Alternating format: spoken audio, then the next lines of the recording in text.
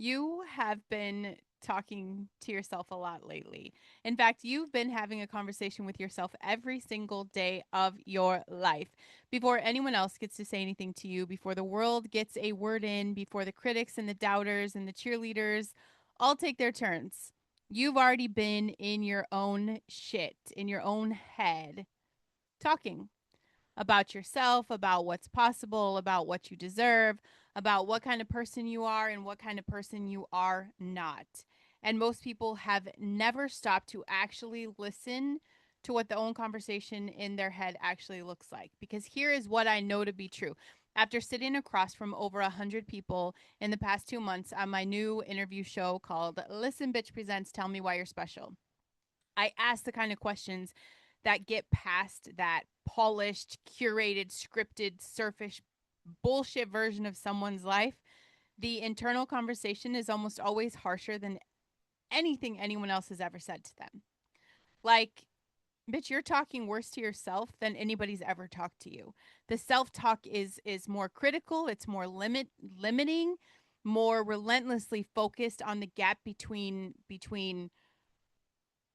who they are and who they think they should be, and it's more than anything the most hostile person that your life has ever managed is the voice in your head. And like a lot of people that I talk to, I feel like they're just not aware of that. They're not aware of that. They've been in the conversation so long, it stopped being a conversation and it really just started being weather. Just the atmosphere of their inner life, just the background frequency of existing. Most people do not think of this because it's always been happening. You don't think of these conversations, you don't think about the words you're saying. A lot of people are not recognizing this is the thing that is shaping decisions, limiting vision, capping potential.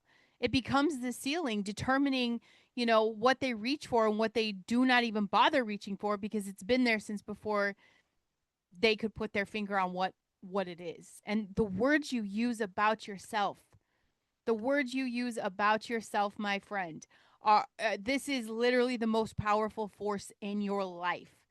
Even the Bible says it. Speak life. Speak life. Okay. This is more powerful. Words are more powerful than your circumstances. They are more powerful than your resources, more powerful than the systems and the structures that we have called out this entire season. Because the systems can only limit what you reach for from the outside. Your internal language limits it from the inside, and an inside limit is the most absolute limit available. Nothing can get through it, nothing external can compensate for it. Not the right mentor, not the right opportunity, not the right timing. If the inside conversation you are having says that you're not the kind of person who gets to have that, that's the ceiling, regardless of everything else. And today I want to deal with that ceiling. I want to break that bitch apart. Hey, you guys, welcome, welcome, welcome to the Listen Bitch podcast. I am Brandon Lynette. If you're new here, I am the voice authority, the podcast coach. I'll say it. Your mess is your message. And today just talking about this thing that's been operating your life without your permission for so long that you probably stop noticing it. Like, we don't think about the thoughts we have. They're so ingrained in our brain. The language that you're using about yourself, the words that you reach for when you describe yourself to yourself, maybe even to other people, or in the stories you tell, in the self concept that is running 24 hours a day in the background of everything you do. How many times today did you say, God, I'm so stupid? I'm such an idiot. Like that kind of shit. The language is not neutral. It is not just a description, it is instruction. And every time you say, I'm not that kind of person, your brain files it. It keeps the record. It's the data. Every time you say, I always do this, this always happens, your brain is going to build the proof and truth around that. Every time you say, I could never, I'm not smart enough, I am too much, I am not enough, I am bad at that, I'm the kind of person who, fill in the blank. Your brain is listening. Your brain is building in the direction of language because that is what our brains do. They grow where the attention goes, and the attention is going where the language is pointing it. You are either building yourself with your words or you are literally dismantling yourself with them. There is no neutral option. The language is always working. The question is whether it is working for you or against you. And before we get too far into this conversation, y'all know I don't have my patches with me because I actually put them in my purse this weekend. um, I want to talk about Zen from my super patch because the language work, like the specific, honest, very sometimes confronting work of actually listening to the conversation you've been having with yourself, it requires a level of cognitive clarity. It requires some focus and a present. I am here and I can willingly and actually hear what I'm saying kind of attention. Like you can pay attention to yourself. Zen supports that. Cognitive balance, decision making, improved information flow. It enhances my memory. I just feel calm and clear. It is your brain thinking at its best so you can actually hear what you've been telling it. These are drug free, zero ingredients. It is vibrotactile technology that tells your brain to be present for its own processing. You guys know I keep the link in the show notes. So let's talk about now the legacy of language. The words that you use about yourself are building or destroying you. And this is not one of my motivational podcasts. This is mechanical. And I need you to understand the mechanism before you can change anything because you cannot interrupt a process you do not understand is happening. So maybe this is new to your awareness, but your brain has a very specific system for processing self-referential information, that information about you, and it's called the default mode network. If you're one of my day ones, baby, you guys know all about this. You know all about this. The default mode network is active during a very particular kind of mental activity. And it's not when you're focused on like an external task. It's kind of when you are at rest or when you are mind wandering, doom scrolling, when you're thinking about yourself, your past, your future, your narrative, who you are or how you fit into this world around you. The default mode network is also the system that processes language. And when the language is self referential, when it's about you, it goes through a default mode network with a very particular weight. It's like sticky. It's a little more sticky. The brain does not process statements about yourself the same way it processes statements about anything else. Statements about yourself in your brain get integrated into the self concept, into the neural model of who you are. And the self concept, once it's formed, it acts as a filter on literally every experience, every opportunity, every piece of information that you're encountering, which means the words you use about yourself are not just descriptions, they are updates to the filter. Every time you say, I'm not creative, the filter gets updated towards not creative. Every perception, every experience, every piece of data that comes in subsequently gets processed through the not creative filter. Opportunities that would require creativity get assessed as not for you. Your brain locks that in. Creative expressions that emerge get dismissed as exceptions rather than evidence. Your brain is not like, oh, this works for me, because that filter is more powerful than raw data. The self concept determines what the data actually means. And the language, you guys, that is what builds the self concept. And neuroplasticity is one of the greatest gifts I think God gave us in our body. I mean, He gave us a lot, right? Our body works without us thinking about it. Our heart's beating, our blood's pumping, our lungs are breathing, like all these things are happening. We have no idea. Neuroplasticity is one of those things that if we're not thinking about it, we're not utilizing it. But it is like practically the most important thing about this entire episode today. The self concept is not fixed. Everything I just explained, it was built. It's built through the language that was directed at you, maybe like in your early life, like from your parents. It could be teachers or your peers or culture through the language that you've been directing at yourself ever since. And because it was built through language, it could be updated through language. And this is one of those things that I know you guys roll your eyes when I say it. It's not going to happen instantly. Not through affirmations that you don't believe. I tried that. But through this absolute, deliberate, consistent, neuroplasticity grounded practice of changing the language and letting your brain update the model in response to the new input. The brain grows where the attention goes. No, you guys have heard that. And the language is the most direct way to direct the attention. So change the language, redirect the attention, give your brain the new input, give it the new model update. The filter shifts, and that is how we move the ceiling. And it is not magic. There's no magic wand. It is a rep, and you build it like everything else that we've been building on the show. It's another rep. And this is how neural architecture actually works for you. And it is available to you right now in the very next sentence you say about yourself. Just can you even be aware? What is the last thing you said about yourself? I think about everything I did today. Obviously the day doesn't go as planned.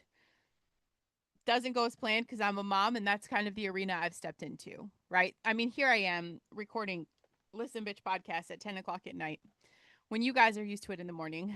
Again, this is it's been a month that we're doing it at night because of all the stuff. Um, Crazy stuff happened. Literally, we had a bad storm today. A tree fell on my roof. I was terrified. I'm like, oh my God, my husband had just left for work. God had his hand on us. Like there was no damage, but the whole day was just kind of around this moment, around the storm, around the cleanup, and then just like household stuff, like one thing after the other. And I could, I'm sitting there. I ate dinner tonight super late, which is not, not, I don't try to make a habit of that. So I eat dinner late tonight. And I'm sitting there thinking, I start to think, man, you're so behind. Like you're just kind of fucked. Like you're behind on the podcast, you're behind on everything. I mean, I haven't checked anything on my computer and I've deleted apps off my phone. So no more Facebook on my phone, no more of that stuff there. This is the only time I check. I started to have that thought of just like you're so behind and then I was like, you know what? You're a badass. I just said it. You're a badass. I did a lot of shit today. Helped clear as much tree as I could off of the roof. My son helped me out up there. I went and rescued my son who had a flat tire. I brought him a new tire so he could get that popped on. I followed him home. We did 30 miles per hour with the hazards on. I meal prepped chicken and beef and I plated everything. I fed the babies. I kept everyone alive. I did loads of laundry and actually folded them the same day. Who does that? Like, I don't even recognize myself, right? So I did a lot of these things. I'm like, that's fucking badass. Celebrating myself. The words, it's how you talk to yourself. And there's an awareness. I've been talking kindly to myself for a very long time. When I'm in the mix, I'm like, I love you, Brandon. I love you, Brandon. I love you. When I want to beat myself up, when I want to be disappointed, when I want to be frustrated, I love you, Brandon. I love you. I love you. I love you. You got this. You got this. But let's talk about the words. Let's talk about specific words that are costing you the most. And I don't even know if you guys would think these are obvious words. Um, like they're just genuinely mean things that you occasionally say to yourself in the worst moments. Um, and those moments are real. And those moments really matter. But the ones that are doing the most damage are super quiet. The ones that are so normalized that you don't even notice them landing. This is a statement right here. I am just. I'm just a podcaster. I'm just a mom. You know how many times I've said I'm just a mom? I'm just a mom. Bitch, that's a very loaded statement. I've got 6 kids. I homeschool. They play rec ball. We're in the arena. I'm not just a mom. I'm everything. Where you say, I'm just starting out. I'm just figuring it out. The word just is doing extraordinary damage every time you use it. Just is a minimizer. It takes whatever comes after it and it reduces it. It tells your brain. So it's not even just the fact like people are listening to you say this, it's telling your brain. It tells your brain and anyone listening that the thing being described as less than it is. It's smaller. We're shrinking ourselves. Smaller than it deserves to be acknowledged. Not quite worth full valuation.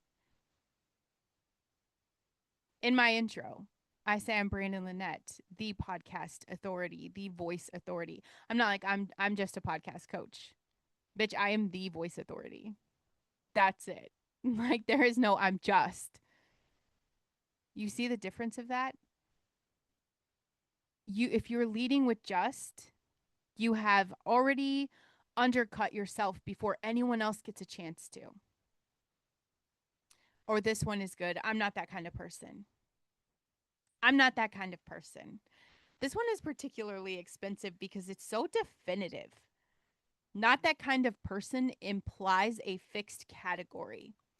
It's like a permanent assignment, a version of yourself that is settled and established, and you are not subject to revision. The problem is that the kind of person you are is not fixed. Bitch, it has never been fixed. It's always been built. Who you are has always been built by your choices, by your habits, by your language, your environment. And I am not that kind of person is the most efficient way to stop the building and cement the current version as the permanent one. Imagine this. Imagine you're telling yourself and everybody else, I'm not the kind of person who follows through. What your brain is hearing is not a description of a pattern, it hears an identity statement. I'm not the kind of person that follows through. Boom, identity statement. Identity statements get defended. And the brain, which is extraordinarily good at maintaining consistency with its own model, is now going to work to confirm that identity statement. Your brain will look for the truth and the proof of everything you feed it. It will notice every fucking time you do not follow through, and it's going to file that as evidence. It will minimize the times you do follow through as exceptions. It will find the decision that is consistent with the not follow through identity and make that decision feel like you. The identity statement is a self-fulfilling statement, not because it was true, but because the brain believes it's true and then it does its fucking job. It acts accordingly. I think another one, and this one, ooh, these absolutes, y'all. I've really had to teach myself to be done with the absolutes. I always and I never. That absolute language pattern is killing you. Um, I always procrastinate. I never finish things. I always end up in the same pattern. I never get the timing right. That absolute language just takes a pattern which is real, which may have genuinely been happening, and it converts it into law. And in your brain, when you convert something into law, it's never questioned, it's just navigated around. The difference between a pattern and a law is whether you believe it can change. And the language is what determines whether you believe that. Another one I think that costs us a lot. The story about why. I think this is probably the most subtle one, but I also think the weight behind it makes it the most expensive. The story you tell about why the thing is the way it is. This one.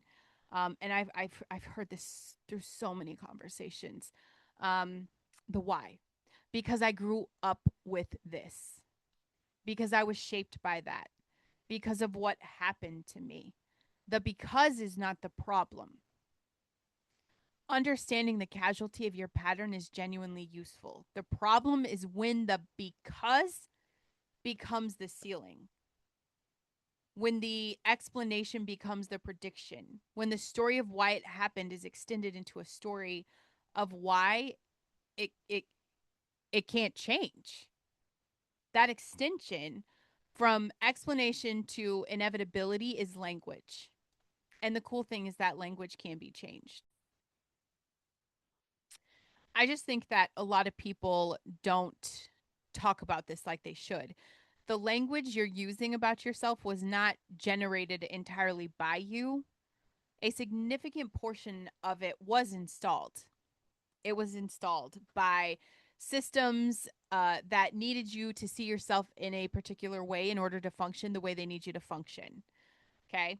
And I'm talking about like the school system assigned you a language about your intelligence and your capability very early with the grades, the rankings, that feedback of teachers who are overworked and under resourced and doing their best with a system that was designed for a specific kind of learner.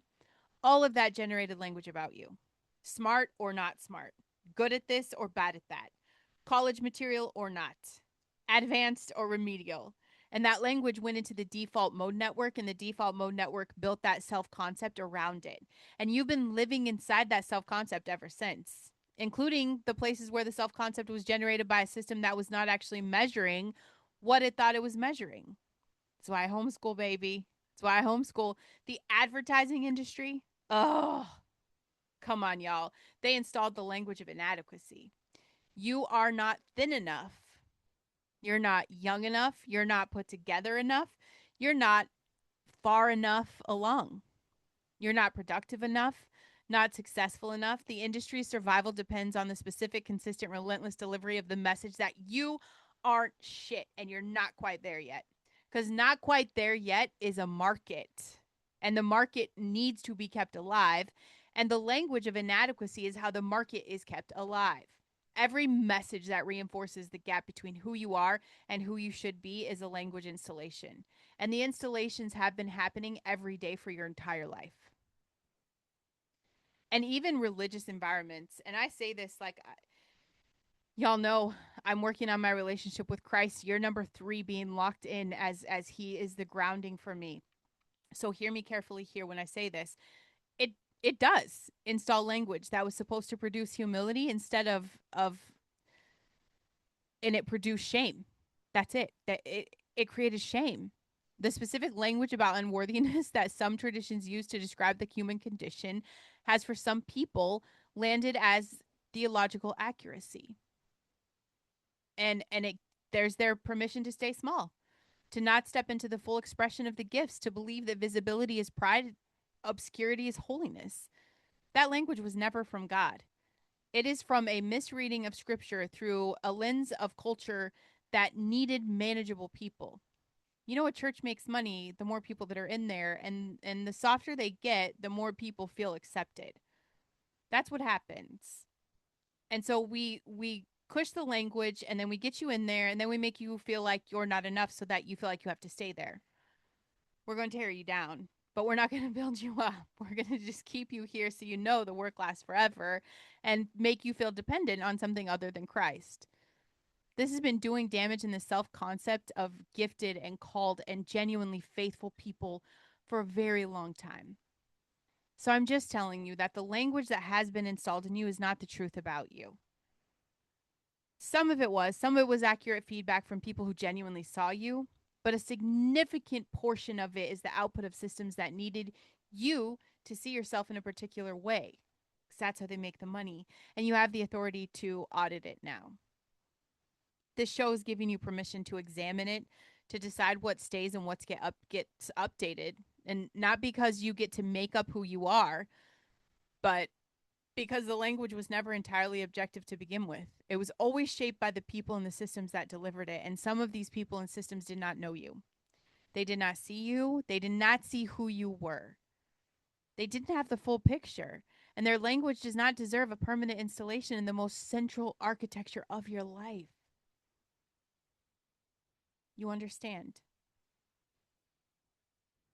Who you get to be is not the same as who you are that people set your brain to believe you are.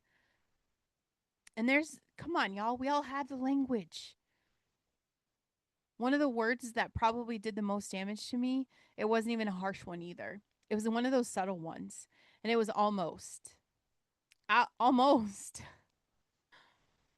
I was almost ready. I was almost there. I'd almost figured it out. I was almost the person I needed to be. Almost was the word that kept the gap open for me. It kept the threshold just slightly out of reach. It kept me safe. It allowed me to be in that perpetual proximity to the thing, to the goal without ever fully arriving at it, because almost is a comfort word for me. It's a comfort word for me. The old version of me executed sabotage flawlessly because almost was my comfort word. Because it's tricky. It implies progress. I'm doing stuff. It implies that I'm not far, but almost is the word that keeps you from committing. Because almost is not committed. Almost leaves you an escape route. Almost can always justify one more cycle of preparation before you have to really show up and do the real work. And what I didn't understand about almost for a very long time is almost was not describing where I was. Almost was describing what I believed I was allowed to be. The almost was not a distance. It was my version of playing small. It was the ceiling. It was the language I was using to keep myself from the full potential, because the full version of me was exposed and scary and required me to be seen as actually myself rather than the almost thing. And when I caught myself with this word almost, the day I replaced I'm almost ready with I'm building this right now. That's where the voice authority came from. Something shifted in the self concept in my brain. And there was no fireworks. It wasn't like a big dramatic shift, but incrementally. My brain, which had been calibrated to almost, started receiving the new data. I am building this right now. It's not a distant statement, it is a present statement. It is the current moment. It is happening. And my brain, which has been building this architecture of almost, guess what it does, bitch? It starts building the architecture of now. The language changed my self concept. The self concept changed the behavior. The behavior changed what's possible.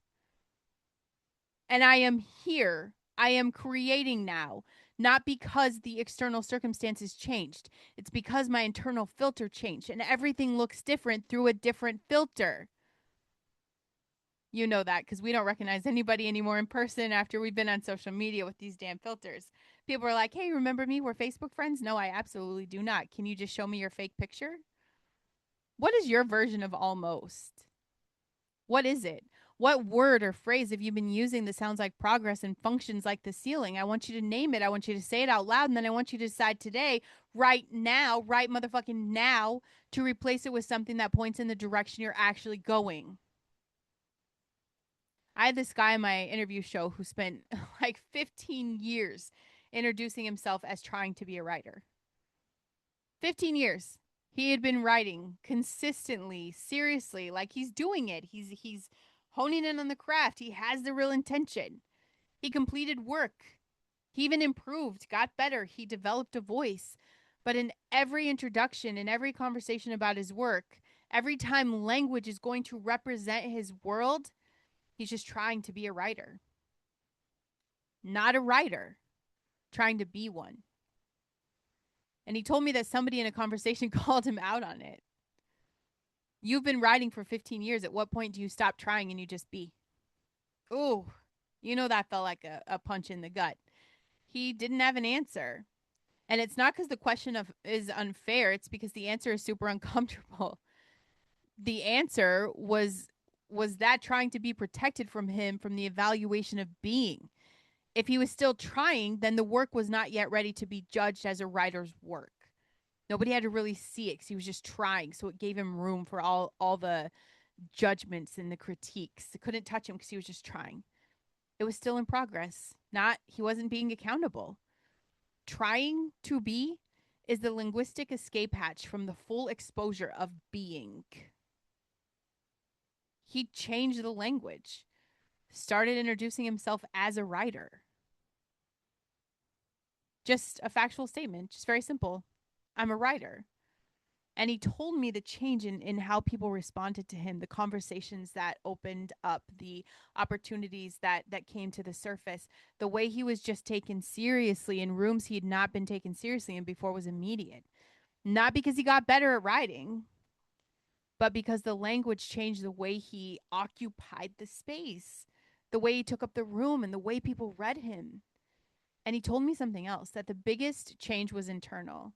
That saying I'm a writer to other people started requiring him to say that to himself. And when you say that to yourself, you change the self concept in the brain. And the self concept changed what he was willing to attempt. It changed what he's willing to turn in, to submit, what he's willing to put out, because a writer puts work out. Someone trying to be a writer keeps it protected until it's ready. So I'm asking you today, what are you trying to be that you've already been long enough to just be? What is that thing? You guys, if this episode is speaking to you, if you've caught the word or phrase that has been in your version of trying to be, or your version of almost, or your version of the language that sounds like progress but functions like the ceiling, I want you to share this episode with another person who needs to hear it. The one who's been using the wrong language about themselves for so long that it starts to feel like an identity. It'll take you less than 3 minutes to subscribe, leave a written review. The review is the language you use about the show to the world. So please make it count. Do it now. It's a very selfless thing, and I appreciate you so much for doing that. I appreciate the help. That's how the show gets exposed, because you guys are willing to share it out. So thank you. Um, Jesus asked the blind man, "What do you want me to do for you?" And the blind man said, "Lord, let me recover my sight." And Jesus said, "Go your way. Your faith has made you well." And immediately he recovered his sight. This is the part, though, why I'm bringing this up. And I just want you guys to stay with me for a second. Before the healing, before the recovery, Jesus asked the question, "What do you want?" He didn't ask, "What do you need?" He didn't ask, "What are you lacking?" He said, "What do you want?" Because the wanting requires language. It's the language. Wanting requires you to say it out loud. Say it out loud to yourself, to God, to the room, what the thing actually is. Not that curated bullshit version you think you have to say. Not the almost version, not the trying to be version, the actual shit. I want to see. I want to build the podcast. I want to step into the calling. I want to be known for the thing I was made for. I want to change rooms. I want to reach people. I want to touch the person who needs what only I have. Say it specifically in your own voice, not even as a prayer technique, just as an act of ownership, as a decision to stop speaking the managed language and start speaking the actual language of what you want and who you are and what the hell you're building. He called things that were not as though they were. Jesus spoke to the potential, to the emerging reality, to the version of things that did not yet exist in the physical, but was already true in the spiritual. That isn't just that toxic positive thinking. That is faith language. It is a very specific discipline of speaking in the direction of what God has already declared to be true about you.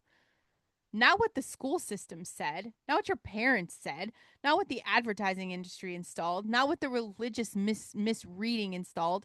What God says, which is, you are chosen, you are called, you are made in the image of the God who creates. You are the one I put the thing in.